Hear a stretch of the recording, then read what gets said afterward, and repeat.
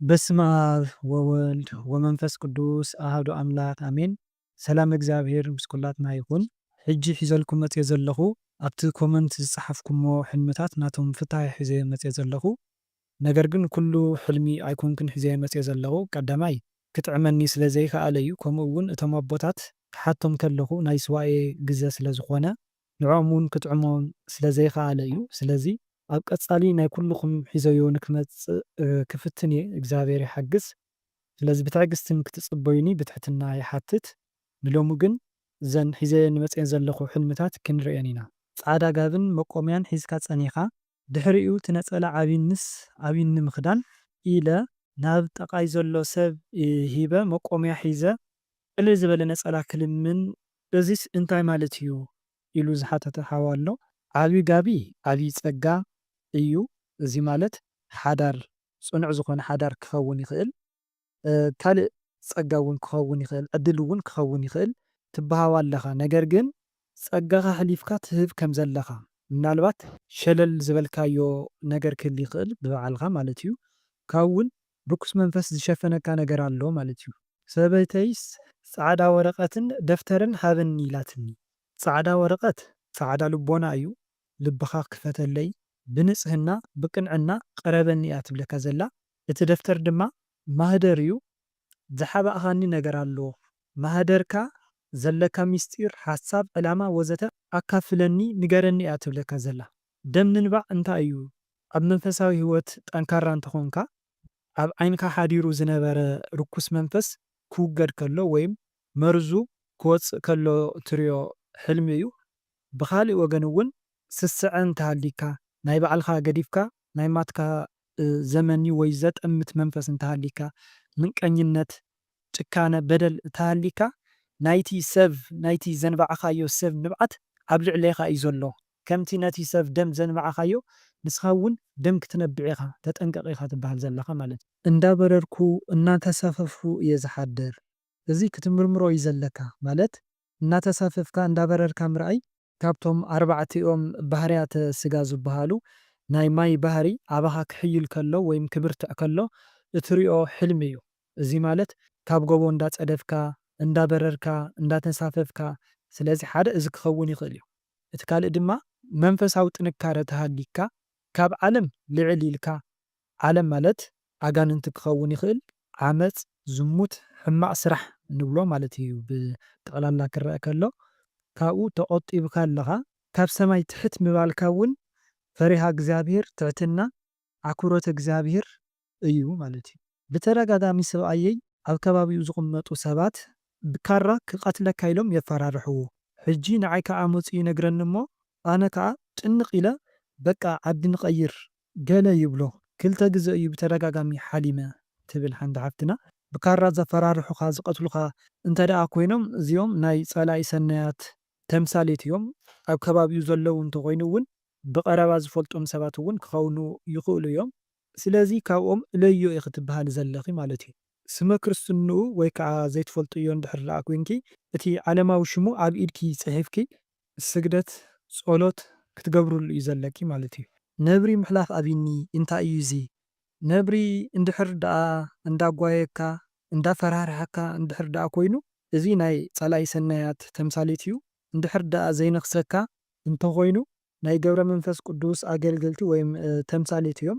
መብዛሕትኡ ግዜ ኣንበሳ ነብሪ ስቕ ኢሉ ዘይነኽሰካ ዘየጓየካ ኮይኑ ብቻ ምሕላፍ ዝኽእለካ ጥራይ እንተኮይኑ ንገብረ መንፈስ ቅዱስ ዝኣተኻሎም ቃል መፅበዓ ምናልባት ዝክር ክኸውን ይኽእል። እቲ ዝክር እውን ዝተረስዐ ዝክር ክኸውን ይኽእል። ንኣብነት ወለድኻ ይዝክርዎም ፀኒሖም እሞ ብዝተፈላለየ ምክንያት እቲ ዝክር ኣቋሪፅካዮ ክትኸውን ትኽእል፣ ከይፈለጥካ ገዲፍካዮ ትኸውን ትኽእል። ስለዚ ዘክረኒ እዮም ዝብሉካ ዘለው ንምስሊ ኣድህኖ ወይም ስእሊ ኣድህኖ ናይ ገብረ መንፈስ ቅዱስ ምስጋድ እንታይ እዩ ዝብል ኣሎ። ናብ ናይ ቅዱስ ኣቦና ገብረ መንፈስ ቅዱስ ስእሊ ኣድህኖ ምስጋድ ሓበሬታ ኢኻ ትበሃው ዘለኻ ወይም ባዕሎም እዮም ናባይ ናይ ፀጋ ስግደት ስገደለይ ዝብሉካ ዘለው። ስለዚ ብቀጥታ ክትገብሮ እዩ ዘለካ ማለት እዩ። ብዕራይ ንብዕራይ ክበልዖ ርአዮ።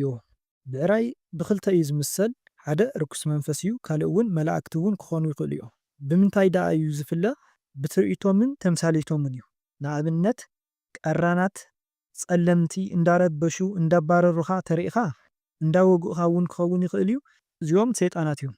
ቀያሕቲ ምልኩዓት ስርዓት ሒዞም ቀጥ ኢሎም ዝኸዱ እንተሪኢኻ ሓደ ሰብ ዝጓስዮም ወይም እንዳመርሖም ወይም እንዳጓሰዮም ተሪኢኻ እቲ ሰብ ብመድኃኔ ዓለም ይምሰል፣ እቶም ኣብዑር ድማ ከም መላእክቲ እዮም ማለት እዩ። ብኻሊእ እውን ኣብዑር ከቢቦምካ ንስኻ ኣብ ማእኸሎም ደው ኢልካ ወይም ኮፍ ኢልካ እንተሪኢኻ እውን መላእክቲ ይሕልውካ ኣለዉ ወይም ኣብ ዙርያኻ ኣለዉ ማለት እዩ። ስለዚ ናብቲ ሕልሚ ክንምለስ ከለና ሓደ መንፈስ ቅዱስ ወይም ኣባኻ ዘሎ ሓይለ እግዚኣብሔር ንርኩስ መንፈስ ክስዕሮ ከሎ ክኸውን ይኽእል እዩ። ወይም ነቲ ዘጸግመካ ርኩስ መንፈስ ጸላኤ ሰናያት ሰይጣን ንዕኡ የወግደልካ ኣሎ ማለት እዩ። ካልእ ሰይጣን ምስ ሰይጣን ክባልዑ ከለዉ እዩ። እዚ ማለት ሓደ ናይ ቡዳ መንፈስ ዘለዎ ሰብ ምስ ካልእ ቡዳ ዘለዎ መንፈስ ክነሓንሑ ከለዉ ክበኣሱ ከለዉ እውን ክኸውን ይኽእል እዩ። ሓደ ደብተራ ምስ ካልእ ደብተራ እውን ክኸውን ይኽእል እዩ። ምሕደራ ጋንን ዝኾኑ ውርያት ሰባት ንኣብነት በዓል መዚ ወይም በዓል ስልጣናት እንብሎም እርሰ በርሶም ክቃለሱ ክበኣሱ ክጻልኡ ከለዉ ማለት እዩ። ኣብ ቤተ ክርስቲያን መዓት ሓሳኹት ዘሊለ ንሓለፍክዎም ይሓድር። ሓሳኹ ናይ ጸላኤ ሰናያት ተምሳሌት እዮም። መብዛሕትኡ ግዜ ብጸላኢ ሰናያት እዮም ዝምሰሉ። ስለዚ ብሓይሊ መንፈስ ቅዱስ ናብ ቤተ ክርስቲያን ከይትኸይድ ዝዕንቁፍኻ ዝነበሩ ከምኡ እውን ኣብ ቤተ ክርስቲያን ጸኒሖም መሰናኽል ዝኾኑኻ ዝነበሩ ሰባት ክኸውን ይኽእሉ። ስዒርካዮም ረጊጽካዮም ኣለኻ፣ ሓሊፍካዮም ከይርካ ኣለኻ ማለት እዩ። ንሰብ እንዳዋቃዕኹ ሓዲረ ወይም በዓልካ ንሰብ ምውቃዕ እንታይ እዩ? እዚ እውን ብክልተ ነገር ኢና ክንሪኦ ንኽእል። እንተ ደኣ ብፍቕሪ ትዋቃዕ እንድሕር ኮንካ ወይ ከዓ ከም ቀልዲ ነገር እንተኮይኑ እዚ ፍቕሪ እዩ። ካልእ እውን ኣብ ሰባት ሓዲሩ ዝመፀ መንፈስ ምውቃዕ ወይም ምስዓር እዩ ማለት እዩ። መውጋእቲ ካራን ብገበል ምውሓጥንከ እንታይ እዩ? ኣብ መንጎ ኣጋንንቲ ኣለኻ ወይም ኣብ መንጎ ክልተ ኣጋንንቲ ተቐርቂርካ ኣለኻ፣ ኣብ ሕማቕ ብርኪ ወይም ኣብ ሕማቕ ስራሕ ኣለኻ፣ ካብኡ ውፃእ ክኸውን ይኽእል እዩ። ብኻልእ ድማ ጽቡቕ እንዳሰራሕኻ ነርካ ግን ንእሽተይ ምውጋድ ዝኣበየካ ባህሪ ወይም ጸባይ ክልካ ይኽእል እዩ። ስለዚ እቶም ኣጋንንት እዛ ንእሽተይ ክፍተት እዚኦም ይረኽቡ ኣለዉ። ስለዚ ጠንክር በርትዕ እውን ክኸውን ይኽእል እዩ ማለት እዩ። ወኽኒ ቤት ወይም እስሪ ቤት ቤት ህንፀት እንብሎ ማለት እዩ ኣብ ሓጢኣት ምውዳቕ ብሓጢኣት ምእሳር ክኸውን ይኽእል። ካልእ ድማ ብኣጋንንቲ ምእሳር እዩ። እዚ ማለት ዝተፈላለዩ መናፍስቲ ንኣብነት ከም ዓይነሰብ መተት በቶም መናፍስቲ እዚኦም ዕድልካ ምዕፃው፣ ሓዳርካ ምዕፃው፣ ስራሕካ ዕድልካ ወዘተ ማለት እዩ። ብዙሕ ግዜ ጫማይ ኣብ ማእኸሉ ይቁረፅ መሊሰ ካሊእ ይገብር ንሱ እውን ይቁረፅ እንታይ እዩ ባዚ ፍትሑለይ። ጫማ መብዛሕትኡ ግዜ ብሓዳር እዩ ዝምሰል፣ ብወንጌል እውን ይምሰል እዩ ግን መብዛሕትኡ ግዜ ብሓዳር እዩ ዝምሰል። ስለዚ ሰብ ትላለዩ ወይ ትፋለጥ እሞ ኣብ ፕሮሰስ እናሃለኹም ወይም ኣብ ናይ ሪሌሽንሽፕ እናሃለኹም ኣብ ማእኸል ምስ በፅሐ ምቁራፅ ወይም ምዝዛም እዩ። እዚ ድማ ናይ ዝሙት መንፈስ ክህልየኪ ይኽእል። ንኣብነት ነቲ ሓደ ትጥምት እሞ ንዕኡ መኒኺ ከዓ ንኻሊእ ሰብ ትጥምቲ። ስለዚ ናትክ ዝኾነ ሰብ እግዚኣብሔር ዝሃበክ ሰብ ኣብ ማእኸል ይቋረፅ ኣሎ ማለት እዩ። ገዲፍክዮ ትኸዳ ኣለኺ ማለት እዩ። ብፍላይ ዓይኒ ሰብ እንተሃሊኪ ሓዳር ከይትገብሪ ኣነ ተመሪዐ እያ እየ ናተይ ሰበይተ እያ ኢሉ ስለ ዝሓስብ እቲ መንፈስ ማለት እዩ ሓዳርኺ ይኽልክለል ከሎ ወይ ድማ የባላሽወል ከሎ ማለት እዩ። ሓዳር ንከይትገብሪ ገዛ ምግዛእ እንታይ እዩ? ትምኒት እውን ክኸውን ይኽእል እዩ። ባይዘወይ ቀትሪ ዝሓሰብካዮ ወይ ዝሓሰብክዮ ክኸውን ይኽእል እዩ። ናብራ ሓዳር ምምስራት እዩ ገዛ ምግዛእ። ከምቲ ኣብ ወንጌል ማቴዎስ 6:19 ዝብሎ መዝገብኹም ወይም ገዛኹም ኣብ ሰማይ ይኹን ከም ዝብሎ ማለት እዩ። ኣብ ሰማይ ስፍራ ምስራሕ ማለት እዩ። ብወርቂ ዝተሸለመ ጥርሙዝ ኣረቂ እንትበሃወካ እቲ ጥርሙዝ ጽሩይ እዩ። ኣረቂ ብርለ ማለት ጽሩይ ዝኾነ ነገር ማለት እዩ። ስለዚ ብወርቂ ዝተሸለመ ማለት እውን ብጸጋ እግዚኣብሔር ዝኸበረ ጽሩይ ዝኾነ ንጹህ ዝኾነ ብጸጋ እግዚኣብሔር ዝኸበረ ነገር ወይም ህያብ ትበሃዊ ኣለኺ ማለት እዩ። እዚ ብብዙሕ ነገር ክኸውን ይኽእል እዩ። ንኣብነት ሓዳር ተዘይብልክ ተኮይኑ ዝተባረኽ ሓዳር ዝተፈላለዩ ካልኦት ጸጋታት ጸጋ እግዚኣብሔር ንብሎም ክኸውን ይኽእል እዩ። ብሓፈሻ ግን ህያብ ማለት እዩ። ናይ ቅዱስ ገብርኤል ጸበል ምጥሳም እንታይ እዩ? ኣብ ቅዱስ ገብርኤል እመኒ፣ ጽንዒ፣ ተወከሊ ከምኡ እውን ናይ ቅዱስ ገብርኤል እምነት ተለኸይ ጸበሉ ተጠመቂ ማለት እዩ። ዕንፀይቲ ምራይ እንጀራ ምርካብ እዩ። ወርቂ መስቀል ምርካብ እንታይ እዩ? ወርቂ መስቀል ቁሙጥ ዝኾነ መጻኢ ዘመን ሃይማኖት እዩ። ካልእ እውን መስቀል ምስላም ዝተፈላለዩ ኣሕዋት ትጥይቁ ኣለኹም። ናይ ባዞ ወንጌል መስቀል ወይም ናይ መስቀል ምስላም እንታይ እዩ? መስቀል ምስላም በረከት እዩ። ኣብቲ ዕለት ዝወዓሉ ቅዱስ ባሪኾም ካለው ማለት እዩ። ናይ ባዞ ወንጌል ተኮይኑ ኣብ ባዞ ወንጌል ባሪኾምኪ ወይም ባሪኾም ካለው ማለት እዩ። ጳጳስ እንተኮይኑ እውን መድኃኔ ዓለም ይባረኸካ ኣሎ ማለት እዩ።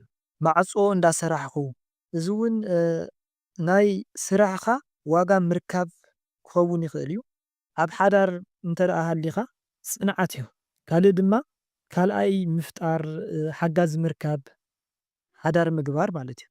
ኣብ ቤተ ክርስቲያን ሰብ ማይ ከፍስሰልካን ከስትየካን ከሎ እንታይ ማለት እዩ? ማይ ምፍሳስ ንስሓ እዩ። ካብ ሓጢአትካ ምድምሳስ ማለት እዩ። ማይ ምስታይ እውን ቃል እግዚአብሔር ምምጋብ ምኽሪ ተግሳጽ ማለት እዩ። ቆልዓ ሓዚለ እቲ ቆልዓ እውን ደቂሱ እዩ። ቆልዓ ምሕዛል ብክልተ መንገዲ እዩ ክፍታሕ ዝኽእል። እቲ ቆልዓ ፈኺስካ ተኮይኑ መንፈስ ቅዱስ ፍኹስ ኢልካ ሓዚልካዮ እንተኮይንካ ማለት እዩ። እንተደኣ ተጻዒንካ እንተኮይኑ ጸላኢ ሰናይ እዩ። ደቂሱ ዝበልካዮ እውን ጥዕምዎ ቦታ ስፊሑ ሓዲሩ ወይም ቦታ ስፊሑ ሒዙ ኣሎ ማለት እዩ። መንፈስ ቅዱስ ተኮይኑ እውን ከምኡ እቲ ርኩስ መንፈስ ተኮይኑ እውን ከምኡ። ወዲ ምውላድ እንታይ እዩ? ምውላድ ብሓፈሻ ካብ ሕማም ጭንቀት ምግልጋል እዩ ወይም እፎይታ ምርካብ ማለት እዩ። ካብ መከራ ካብ ዝተፈላለዩ ኣድላይ ዘይኮኑ ጭንቀታት ናይ እግዚአብሔር ሰብ ከም ዲያቆን፣ ቀሺ፣ መነኮስ ዝኸውን ሰብ ምውላድ ክኸውን ይኽእል እዩ። ንጉስ ምውላድ እውን ይበሃል። ኣደዋይ እናተረኣየትኒ ግን ብሂወት የላን ግን ኩሉ ግዜ እያ ትመጻኒ፣ በተለይ እናበኸኹ እንተውዒለ ኩሉ ግዜ እያ ትመጻኒ። እዚ ሓደ ናፍቆት እዩ። ነተን ኣዴኺት ስለትናፍቕየን ኢኺ ከምዚ ትርኢ ዘለኺ ማለት እዩ። ካልእ ዝሞተ ሰብ ክመፀካ ከሎ ክመላለሰካ ከሎ ብዙሕ ምኽንያት ኣሎ ይበሃል። ንኣብነት ፍትሓት ወይም ዝክር ክትገብረሉ ተዘይኽኢልካ፣ ኣብቲ ስድራ ስኒት ወይም ቅሳነት እንድሕር ደኣ ጠፊኡ ክትስማዕማዕ ተዘይክኢልካ ባዕልካ ንባዕልካ ዝሞተ ወላዲ ይመላለሰካ ማለት እዩ። ካልእ እውን ንሱ ክመውት ከሎ ዝሃበካ ሓደራ እንድሕር ደኣ ዘይፈፂምካ ክኸውን ይኽእል። ንሱ ዝገብሮ ዝነበረ ጽቡቕ ስራሕ ንኣብነት ዝክር ምዝካር፣ ነዳያን ምብላዕ ወዘተ ዝኣመሰሉ ነገራት ክትገብር እንድሕር ደኣ ዘይኽኢልካ ዝክር እንድሕር ደኣ ኣቋሪፅካ ከምዚ እንዳመፀ ይመላለሰካ እዩ ዝሞተ ሰብ ማለት እዩ። በትሪ ምትሓዝ እንታይ እዩ? በትሪ ብብዙሕ እዩ ዝፍታሕ። ዕድመ ጸጋ ይበሃል። ቀጢን በትሪ እንድሕር ደኣ ኮይኑ ወንጌለ ማቴዎስ ምዕራፍ 7:13 ዘሎ በታ ጸባብ መንገዲ ወይም ኣፍ ደገ እተው ዝብሎ ሃይማኖትካ ኣስጢምካ ሓዝ፣ በታ ቀጣን መንገዲ ተጓዓስ ኪድ፣ መንገዲ ሓቂ ከም በትሪ ኣሮን ማለት እዩ። መንገዲ ሓቂ ሓዝ ማለት እዩ። ካልእ ድማ ካዘራ በትሪ እንተኮይኑ ውላድ እዩ። ምድሪ ኩላ ብግመ ተሸፊና ነይራ፣ ሰማይ ከዓ ብደበና ተሸፊኑ ነይሩ። ሓንቲ ዘይፈልጣ ጓል ልክዕ ከም ናይ ተምሃሮ ቤት ትምህርቲ ሰንበት ዝኽደንኦ ክዳን ተኸዲና ነይራ። ድሓር ናባይ ቅርብ ኢላ ገለ ቦታ ንክሕብራ ተሓተኒ እሞ ኣነ ከዓ ፈራይ ንዕናይ ከርኤ ኪለ ማዕረ ማዕረ ነቲ ቦታ ከርያ ጉዕዘና ናብ ደቡብ ገጽና ንኸይድ እሞ ብዙሕ ነዊሕ ከይተጓዓዝና ደው ኢልና ኢደይ ሓፍ ኣቢለ ብመመልከቲቶ ኢደይ ገይረ ንሰማይ ገጸይ ምሰላዓልኩ እቲ ንሰማይ ሸፊንዎ ዝነበረ ደበና ብምሉኡ ተገሊኡ ሽዑ ምልእቲ ወርሒ ንርኢ እሞ ሽዑ ኣነ ነታ ጓል ዋው ረኣያ እዛ ወርሒ ክትጽብቕ ይብላ እሞ ብሕሪ 1 ደቂቕ ዝኸውን እዛ ወርሒ ቀጥቀጥ ክትብል ትጅምር። ሽዑ ኣነ እውይ ረእያ እታ ወርሒ ቀጥቀጥ ትብል ኣላ ይብላ እሞ ሽዑ ንሽዑ ካብቲ ዘላቶ ናብ ምድሪ ገጽ ክትወድቕ ትጅምር።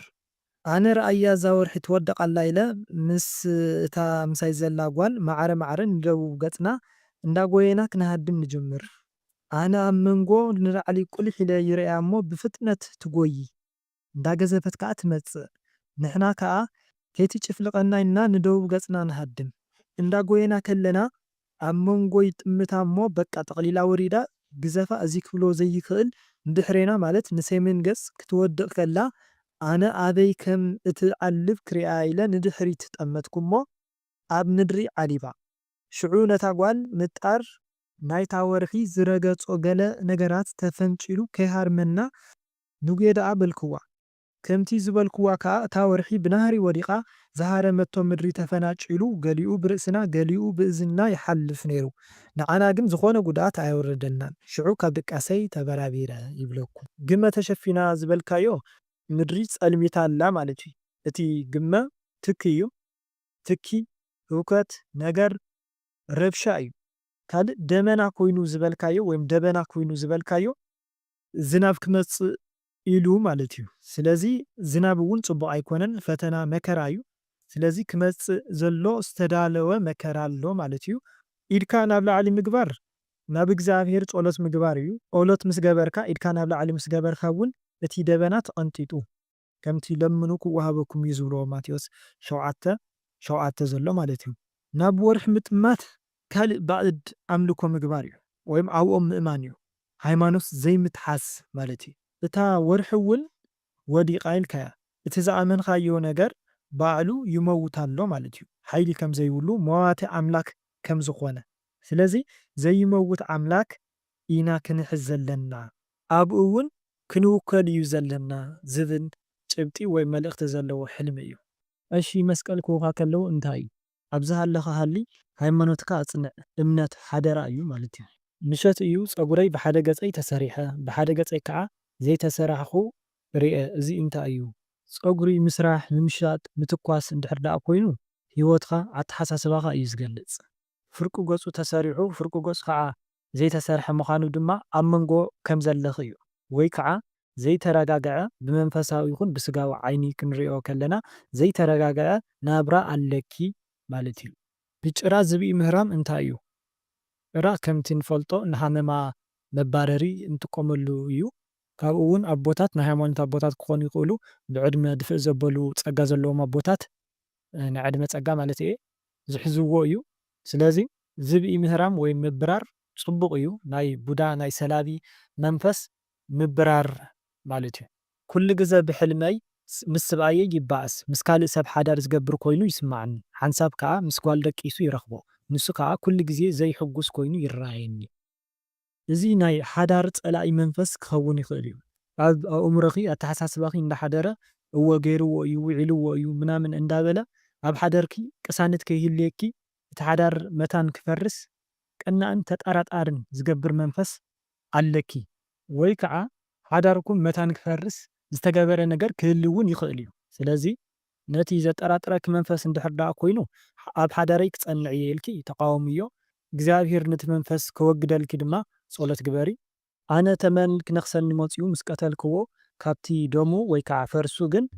ተነጣጢሩ ፀይቁኒ እቲ ምቕታል ምስዓር ምዃኑ ተዛሪብኩም ኣለኹም እቲ ፈርሲ ሕማቕ ይመስለኒ እንታይ ይኸውን እቲ መንፈስ በተለይ ናይ ዛር መንፈስ እዩ ብተመን ዝግለጽ ማለት እዩ መብዛሕትኡ ግዜ መተት እውን ክኸውን ይኽእል እዩ ቀቲልካዮ ኣለኻ ወይም ስዒርካዮ ኣለኻ ግን ዝኾነ ዝገደፈልካ ነገር ኣሎ እቲ ዝገደፈልካ ነገር መርዙ ክኸውን ይኽእል እዩ ካብቶም ሰራዊቱ እውን ክኸውን ይኽእል እዩ ስለዚስ ክትዘናጋዕ የብልካን ጠንክር ኢኻ ትበሃል ዘለኻ ማለት እዩ ካብ ጎረረይ ናይ ዓሸና ምዝማዝ ስሒበ እናውፃኹ ሓሊመ ኣብ መዓንጠና ኣሲሩ ዝሕዘና መንፈስ ኣሎ ብዝተፈላለየ ነገራት ወይም ሕማማት ዝምሰል ንኣብነት ጨጎራ ጉበት ናይ ከብዲ ሕማም መበገሲኡ ድማ ዝተፈላለየ ነገር ክኸውን ይኽእል እዩ ናይቲ ዛር መንፈስ መርዚ ክኸውን ይኽእል ከምኡ እውን ብመተት ዝተለኣኸ መንፈስ ብምግቢ እንድሕር ደኣ ኣትዩ መርዙ ኣብ ከብድኻ ይገድፈልካ እዩ ስለዚ ከም ዓሸና ኮይኑ ዝተረኣየኪ ከም ምዝማዝ ዓሸና ኮይኑ ዝተረኣየኪ እቲ መንፈስ ካባኺ ይወፅእ ኣሎ በርትዒ ኣጆኺ ክትበሃል ዘለኺ ማለት እዩ ኣብ ሳንዱቕ ዘቐመጥካዮ ክዳውንትኻ ኩሉ ይጠፍእ ሓንቲ ጻዕዳ ጥልፊ ግን ኣብኣ ትጸንሓካ እንታይ እዩ እዚ እቶም ዝጠፉ ብዙሓት ክዳውንቲ ዝበልክዮም ዓሌት ስድራ ቤተሰብ ኣዝማድ ማለት እዩ ሓንቲ ጥልፊ ዝበልክያ እውን ምናልባት ብደፈና ስለ ዝገበርክዮ እምበር ሓዳር ክኸውን ይኽእል ቃል ኪዳን ሃይማኖት ፀጋ ማለት ብዙሕ ነገር እዩ ሓዳር ኣሎ ናይ ትምህርቲ ፀጋ ዝተፈላለየ ፀጋ ኣሎ ንሱ እውን ክኸውን ይኽእል ስለዚ ንኣብነት ሓዳር ተሃሊኪ ናይ ማንም ዘረባ ወይም ናይ ማንም ዓሌት ዘረባ ከይሰማዕኺ ኣብ ቃል ኪዳንኪስ ጸኒዕኺ ከም ዘለኺ ብተደጋጋሚ ናብ ዝኾነ ቦታ ኣብ ዝንቀሳቐሰሉ ኩሉ ግዜ ኣድጊ ምሳይ ይኸይድ ወይ ከም ኣጋጣሚ ምሳይ ተዘይሃልዩ ኮነ ኢለ ደልየ የምፅኦ እዚስ ብተደጋጋሚ እዩ ዝሓልመ ከምቲ ሕልምኻ እንተ ደኣ ኮይኑ ኣድጊ ጸላኢ ሰና እዩ ብተደጋጋሚ ምዃኑ እውን ዝከታተለካ ምሳኻ ዝዓበየ ወይ እውን ብዘይፍላጥ ይኹን ብፍላጥ ኮነ ኢልካ ዝተዋረስካዮ መንፈስ እውን ክኸውን ይኽእል እዩ ምሳኻ ደድሕረኻ ከም ዝከታተለካ ዘሎ እዩ ንሱ ከይመፀካ ንስኻ ኮነ ኢልካ ምእላሽካ እውን ናብ የማናይ መንገዲ ክትኸይድ እናተገባእካ ብዝተፈላለየ ኣብ ባዕልኻ ዘሎ ድኽመት ወይ ፀገም ካብቲ ናይ እግዚኣብሔር መስመር ካብቲ ፅቡቕ ዝኾነ መንገዲስ ካብኡስ ትወፅእ ኣለኻ ማለት እዩ ከመይ ኣለኻ ብሕልሚ ኣብ ቤተ ክርስቲያን ቀሺ ፀበል ይረጩኒ ብትቦ እዚ እውን ዝተፈላለየ አንድምታ ክህልዎ ይኽእል እዩ ንኣብነት ፀበል ተፀበል ወይም ፀበል ተጠመቕ ክኸውን ይኽእል ናይ ኤደር ፀበል እውን ክኸውን ይኽእል ኤደር ወይም ኤደር ንብሎ ማለት እዩ ካልእ እውን ናይ ሓጢኣት ስርየት ወይም ሓጢኣትካ ተደምሲስልካ ኣሎ ክኸውን እውን ይኽእል ኣደ እያ መጀመርያ በብሚእቲ 3 ግዜ ሂባትኒ ብጣዕሚ ይሕጓስ ካብኡ 50 ሂባትኒ ካብቲ ሚእትታት ብላዕሊ ይሕጓስ መጨረሻ እውን ከይሕደካ ኢላ 50 ወሲኻትኒ ካብቲ ኩሉ ዝሃበትኒ ብላዕሊ እውን ተሓጒሰ ተቐቢለ እያ ኣደይ ብጣዕሚ ትሕጎስ ካብኡ ነቂሐ እሺ እሞ እንተ ደኣ ኣብ መንፈሳዊ ህይወት ኣብ ናይ እግዚኣብሔር መንገዲ ኣብ ፆም ኣብ ጸሎት ኣብ ቁርባን እንተ ደኣ ሃሊኻ እቲ ቅርሺ ፀጋ ዘለዎ ውላድ ወይም ፀጋ ይበሃል ማለት 200 ቅርሺ እንተኮይኑ ንኣብነት ማንታ ውላድ ይበሃል ማለት እዩ ነገር ግን ከምቲ ናይ ኣብ ባንክ ዘሎ ብዙሕ ኖት ኣሎ ሓቂ ብጥማር ጥማር እንተኮይኑ ግን ፅቡቅ ኣይኮነን ጥማር ቅርሺ ማለት እዩ ሓሳብ ፈተና ህውከት እዩ ይበሃል እቲ ሓጎስ ዝበልካዮ ደጊመ ሕጎስ ዝበልካዮ ምስጋና እዩ ስለዚ ኩሉ ክወሃበካ ከሎ ስለ እተመስግንሲ ተመስገን ስለ ትብልሲ በዴኻ ዝተመሰለት ኣዴና ቅድስት ድንግል ማርያም በኣኻስ ተሓጒሳላ ተመስገን ብምባልካስ ደስ ኢልዋ ኣሎ ተኩላ እንዳጓየኒ ይሓድር ተኩላ ማለት ርኩስ መንፈስ እዩ ስለዚ ጸሎት ግበር በርትዕ ንሎሚ ሒዘልኩም መፅአ ዝነበርኩ እዞም ትሰምዕዎም ዝነበሩ እዮም ናይ ካልኦትኩም ሕልምታት ድማ ኣብ ቀጻሊ ከም ናይ እግዚኣብሔር ኣምላኽና ፈቃድ ሒዘልኩም ክመፅየ ሓደ ኣቦ ኣለው ሕልሚ ዝፈትሑ ዝፈልጦም ከምኡ እውን ሓንቲ ሓፍትና ኣላ ሕልሚ ናይ ምፍታሕ ፀጋ ዘለዋ ምናልባት ኣነ ክዝንግዐኩም ስለ ዝኽእል ፈለማ ናቶም ፍቃድ ሓቲተ እቲ ስልኮም ክወኩም እየ ማለት እዩ ስለ ዝነበረና ሰዓት ኩሉ ናይ እግዚኣብሔር ኣምላኽና ስሙ ይኽበር ይመስገን ወስብሐት ለእግዚአብሔር ወለወላዲቱ ድንግል ወለመስቀሉ ክቡር አሚን